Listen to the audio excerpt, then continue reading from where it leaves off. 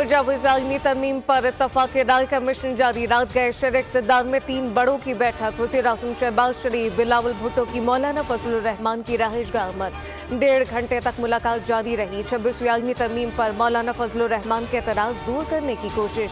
आईनी तरमीम पर मुज़ाकरात में पेशरफ्त न हो सकी। सेनेटर कामरान मुर्तज़ा का हुकूमती मुसवदे में कुछ निकात पर तहफ़्फ़ुज़ात का इज़हार। फजलुर रहमान ने अपोजिशन अरकान को हिरासत करने का मामला उठाया। कहा कि हम मुत्तफ़िक़ा तौर पर आईनी तरमीम के ख्वाह हैं।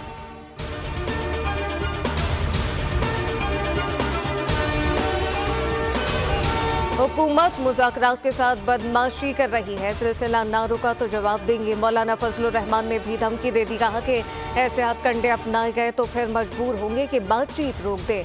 रवैया बदमाश का होगा तो हम भी अपना रवैया बदमाश वाला कर लेंगे। नेक नियति का गलत फ़ायदा ना उठाया जाए। तमाम सूरत हाल को तब्दील देखना चाहते हैं, वरना लाहेअमल तय करेंगे। तहरीक इंसाफ अपोजिशन की बड़ी जमात है, इन्हें आईनी तरमीम से लाताल्लुक नहीं रखा जा सकता। हुकूमत मुफाहमत के रवैये को संजीदा नहीं ले रही। एक जानिब मुफाहमत, दूसरी जानिब अरकान को हिरासत किया जा रहा है।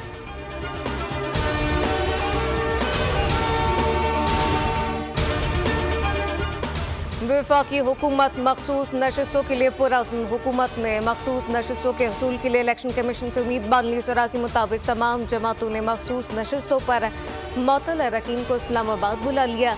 आज तमाम मुअत्तल अरकान को पार्लियामेंट हाउस में भी बुला लिया गया। स्पीकर के खतूत पर इलेक्शन कमीशन से बहाली की सूरत में अरकान ऐवान में हाजिर होंगे।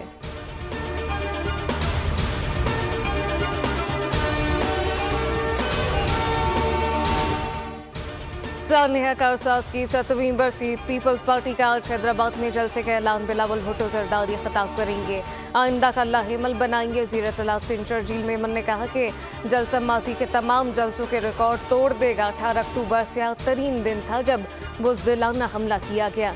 बेनज़ीर की वतन वापसी पर हमले में सैकड़ों जियाले शहीद हुए। सानिया कारसाज के मुकाम पर कुरान ख़वानी और दुआइया तकरीब होगी। कारकुनान यादगार शोहदा पर हाजिर होंगे।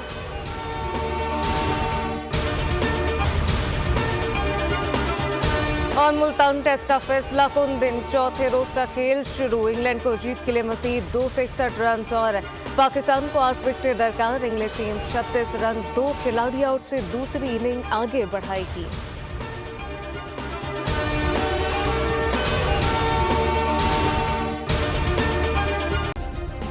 सब्सक्राइब करें और बेल दबाएं ताकि कोई खबर रह न जाए।